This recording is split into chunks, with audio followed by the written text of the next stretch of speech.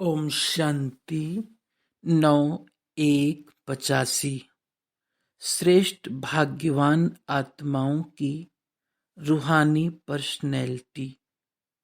भाग्य विधाता बाप अपने भाग्यवान बच्चों प्रति बोले।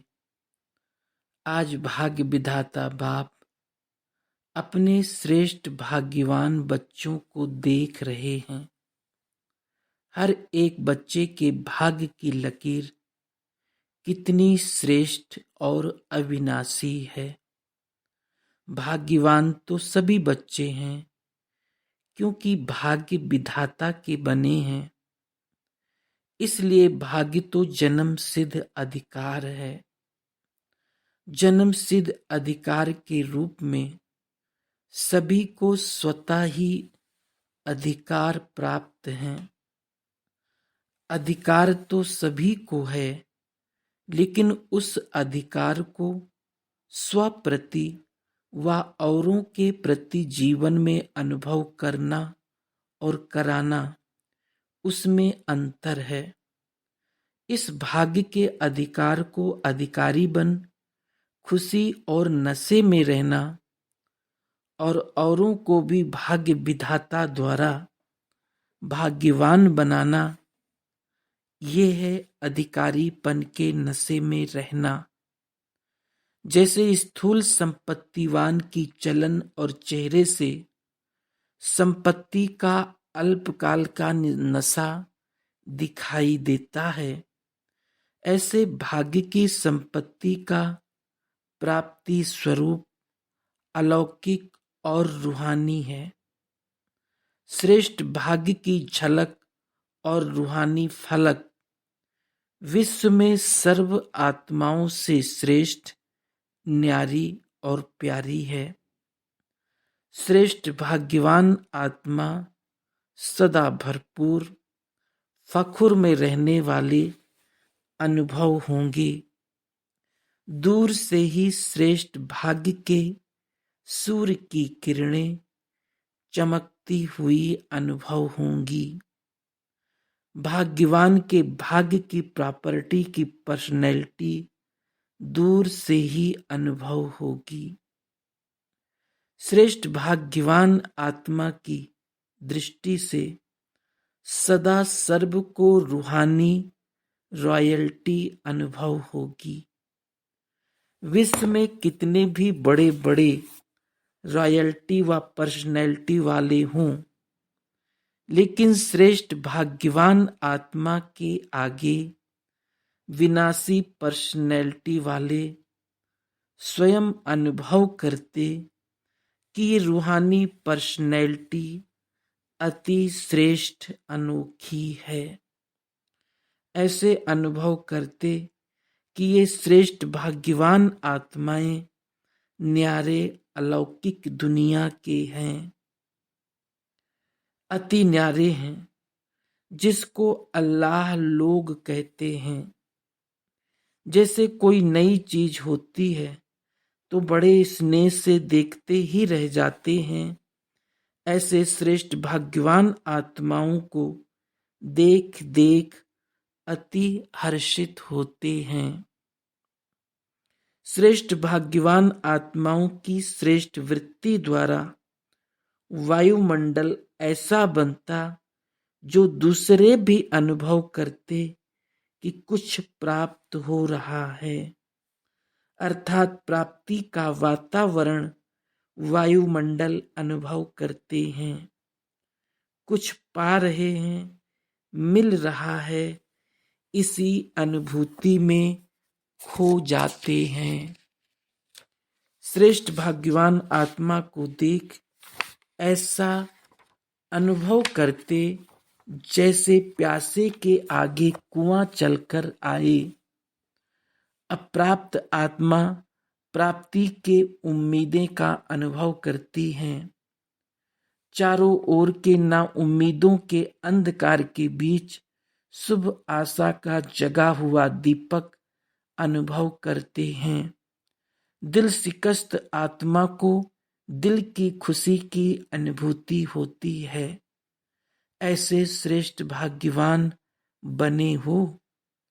अपनी इस रूहानी विशेषताओं को जानते हो, मानते हो, अनुभव करते हो, व सिर्फ सोचते और सुनते हो। चलते फिरते इस साधारण रूप में छिपे हुए अमूल्य हीरा श्रेष्ठ भाग्यवान आत्मा को कभी स्वयं भी भूल तो नहीं जाते हो? अपने को साधारण आत्मा तो नहीं समझते हो? तन पुराना है, साधारण है, लेकिन आत्मा महान और विशेष है। सारे विश्व के भाग्य की जन्म पत्रियां देख लो। आप जैसी श्रेष्ठ भाग्य की लकीर किसी की भी नहीं हो सकती।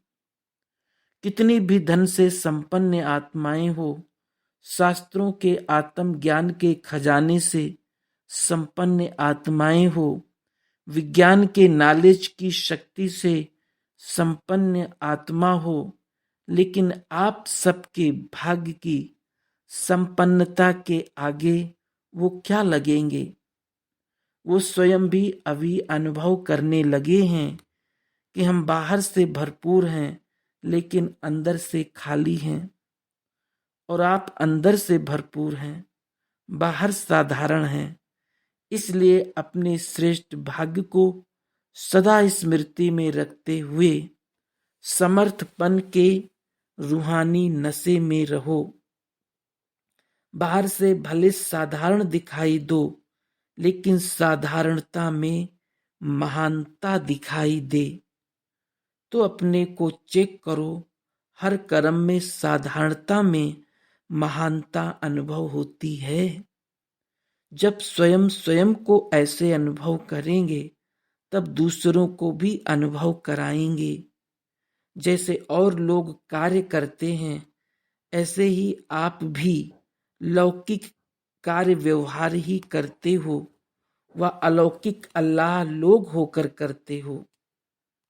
चलते फिरते सभी के संपर्क में आते ये अनुभव जरूर कराओ, जो समझें कि इन्हों की दृष्टि में चेहरे में न्यारापन है, और देखते हुए स्पष्ट समझ में ना भी आए, लेकिन ये क्वेश्चन जरूर उठे कि ये क्या हैं, कौन हैं। ये क्वेश्चन रूपी तीर बाप के समीप ले ही आएगा, समझा? ऐसे श्रेष्ठ भाग्यवान आत्माएं हो। बाप दादा कभी कभी बच्चों के भोलेपन को देख मुस्कुराते हैं। भगवान के बने हैं, लेकिन इतने भोले बन जाते हैं जो अपने भाग्य को भी भूल जाते हैं। अपने आप को कोई भूलता है? बाप को कोई भूलता है? तो कितने भोले हो गए। 63 जन्म उल्टा पाठ इतना पक्का किया है, जो भगवान भी कहते हैं भूल जाओ तो भी नहीं भूलते। और श्रेष्ठ बात भूल जाते हैं तो कितने भोले हो। बाप भी कहते हैं ड्रामा में इन भोलों से ही मेरा पार्ट है। बहुत समय भोले बने, अब बाप समान मास्टर नॉलेजफुल, मास्टर पावरफुल बनो। अच्छा, सदा श्रेष्ठ भाग्यवान, सर्व को अपने श्रेष्ठ भाग्य द्वारा भाग्यवान बनने की शक्ति देने वाले, साधारणता में महानता अनुभव कराने वाले, भोले से भाग्यवान बनाने वाले, सदा भाग्य के अधिकार के नशे और खुशी में रहने वाले, विश्व में भाग्य का सितारा बन चमकने वाले, ऐसे श्रेष्ठ भाग्यवान आत्माओं को भाग्य विधाता बाप दादा का याद, प्यार और नमस्ते। मधुबन निवासी भाई बहनों से, मधुबन निवासी अर्थात सदा अपनी मधुरता से सर्व को मधुर बनाने वाले और सदा अपने बेहद के वैराग्य वृत्ति द्वारा बेहद का वैराग्य दिलाने वाले, यही मधुबन निवासियों की विशेषता है। मधुरता भी अति और वैराग्य वृत्ति भी अति, ऐसे बैलेंस रखने वाले सदा ही सहज और स्वतः आगे बढ़ने का अनुभव करते हैं। मधुबन की इन दोनों विशेषताओं का प्रभाव विश्व में पड़ता है। चाहे अज्ञानी आत्माएं भी हैं, लेकिन Madhuban light house might house है। तो लाइट हाउस की रोशनी कोई चाहे ना चाहे लेकिन सबके ऊपर पड़ती है।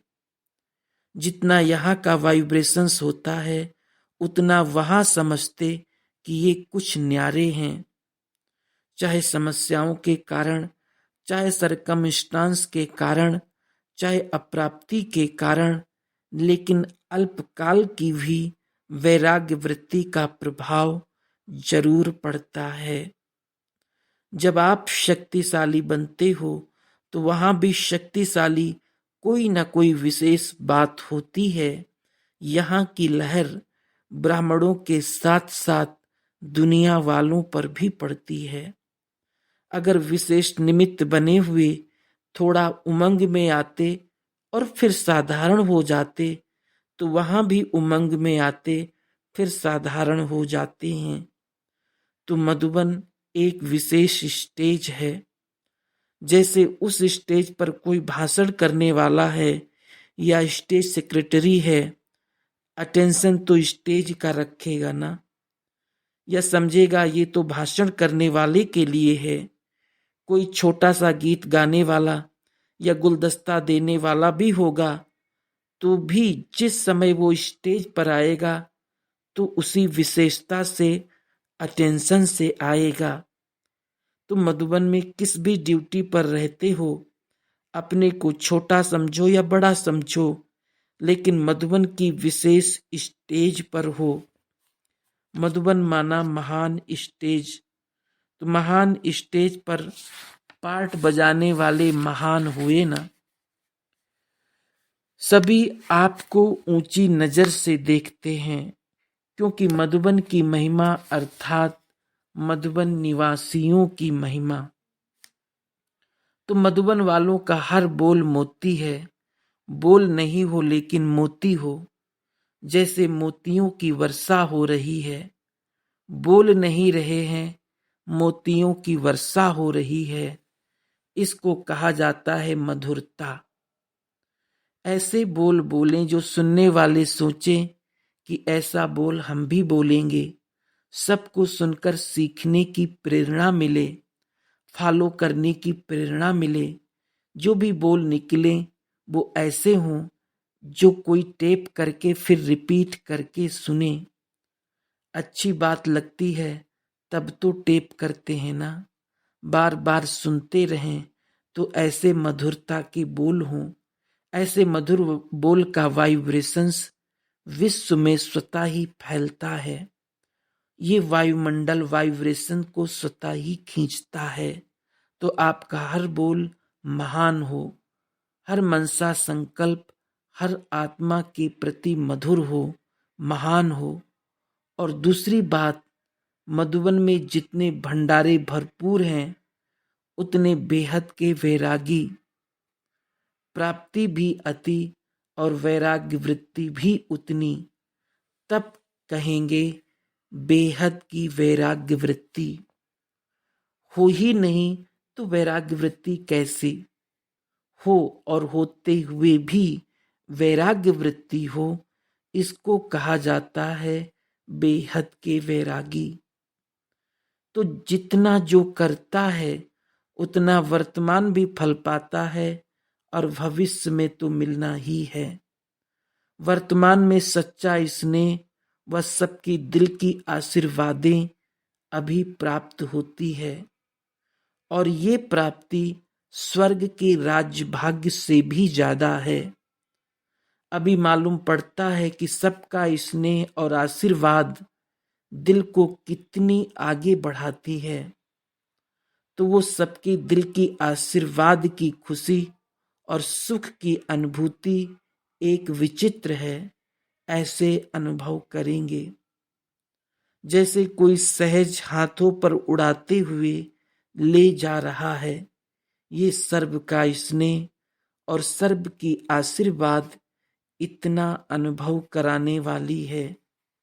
अच्छा, इस नए वर्ष में सभी ने नया उमंग उत्साह भरा संकल्प किया है ना? उसमें दृढ़ता है ना? अगर कोई भी संकल्प को रोज रिवाइज करते रहो तो जैसे कोई भी चीज पक्की करते जाओ तो पक्की हो जाती है। तो जो संकल्प किया उसे छोड़ नहीं दो। रोज उस संकल्प को रिवाइज कर दृढ़ संकल्प करो तो फिर यही दृढ़ता सदा कार्य में आएगी। कभी कभी सोच लिया क्या संकल्प किया था, या चलते चलते संकल्प भी भूल जाएं कि क्या किया था, तो कमजोरी आती है। रोज रिवाइज करो और रोज बाप के आगे रिपीट करो तो पक्का होता जाएगा और सफलता भी सहज मिलेगी।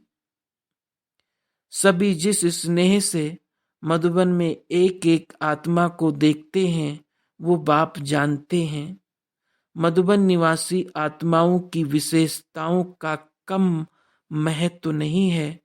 अगर कोई एक छोटा सा विशेष कार्य भी करते हैं तो एक स्थान पर वो कार्य होता है और सभी को प्रेरणा मिलती है, तो वो सारा विशेषता के फायदे का हिस्सा उस आत्मा को मिल जाता है।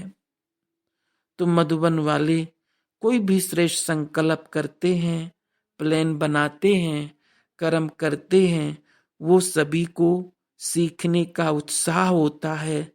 सभी के उत्साह बढ़ाने वाली आत्मा को कितना फायदा होगा, इतना महत्व है आप सबका। एक कोने में करते हो और फैलता सभी जगह है। अच्छा, इस वर्ष के लिए नया प्लान। इस वर्ष ऐसा कोई ग्रुप बनाओ जिस ग्रुप की विशेषताओं को प्रैक्टिकल में देखकर दूसरों को प्रेरणा मिले और वाइब्रेशंस फैले। जैसे गवर्नमेंट भी कहती है कि आप कोई ऐसा स्थान लेकर एक गांव को उठा करके ऐसा सैंपल दिखाओ जिससे समझ में आए कि आप प्रैक्टिकल कर रहे हैं, तो उसका प्रभाव फैलेगा। ऐसे ही कोई ग्रुप बने जिससे दूसरों को प्रेरणा मिले। कोई भी अगर देखना चाहे गुण क्या होता है, शक्ति क्या होती है, ज्ञान क्या होता है, याद क्या होती है, तो उसका प्रैक्टिकल स्वरूप दिखाई दे। ऐसे अगर छोटे छोटे ग्रुप प्रैक्टिकल प्रमाण बन जाएं तो वो श्रेष्ठ वाइब्रेशंस वायुमंडल में स्वतः ही फैलेगा। आजकल सभी लोग प्रैक्टिकल देखना चाहते हैं, सुनने नहीं चाहते हैं। प्रैक्टिकल का प्रभाव बहुत जल्दी पहुंचता है। तो ऐसा कोई तीव्र उमंग उत्साह का प्रैक्टिकल रूप हो, ग्रुप हो, जिसको सहज सभी देख करके प्रेरणा ले और चारों तरफ ये प्रेरणा पहुंच जाए। तो 1 से 2, 2 से 3 ऐसे फैलता जाएगा। इसलिए ऐसी कोई विशेषता करके दिखाओ। जैसे विशेष निमित्त बनी हुई आत्माओं के प्रति सभी समझते हैं कि ये प्रूफ हैं और प्रेरणा निकलती है। ऐसा और भी प्रूफ बनाओ जिसको देखकर सब कहें कि हाँ, प्रैक्टिकल ज्ञान का स्वरूप अनुभव हो रहा है। इस शुभ श्रेष्ठ कर्म, श्रेष्ठ संकल्प की वृत्ति से वायुमंडल बनाओ। ऐसा कुछ करके दिखाओ। आजकल मनसा का प्रभाव जितना पड़ता है उतना वाणी का प्रभाव नहीं पड़ता। वाणी एक शब्द बोलो और वाइब्रेशन 100 शब्दों का फैलाओ, तभी असर होता है। शब्द तो कॉमन हो गए हैं ना, लेकिन शब्द के साथ जो वाइब्रेशन शक्तिशाली है वो और कहाँ नहीं होता, यहाँ ही होता है। ये विशेषता करके दिखाओ। बाकी तो कॉन्फ्रेंस करेंगे, यूथ का प्रोग्राम करेंगे, ये तो होते रहेंगे और होने भी हैं। इससे भी उमंग उत्साह बढ़ता है। लेकिन अभी आत्मिक शक्ति की आवश्यकता है। ये है वृत्ति से वाइब्रेशंस फैलाना, वो शक्तिशाली है। अच्छा, विदेशी बच्चों से बाप दादा रोज स्नेही बच्चों को स्नेह का रिटर्न देते हैं। बाप का बच्चों से इतना स्नेह है जो बच्चे संकल्प ही करते, मुख तक भी नहीं आता और बाप उसका रिटर्न पहले से ही कर देता। संगम युग पर सारे कल्प का याद प्यार दे देते हैं। इतना याद और प्यार देते हैं जो जन्म जन्मांतर याद प्यार से झोली भरी हुई रहती है। बाप दादा स्नेही आत्माओं को सदा सहयोग दे आगे बढ़ाते रहते हैं। बाप ने जो स्नेह दिया है उस स्नेह का स्वरूप बनकर किसी को भी स्नेही बनाएंगे तो वो बाप का बन जाएंगे। स्नेह ही सबको आकर्षित करने वाला है। सभी बच्चों का स्नेह बाप के पास पहुंचता रहता है। अच्छा, ओम शांति।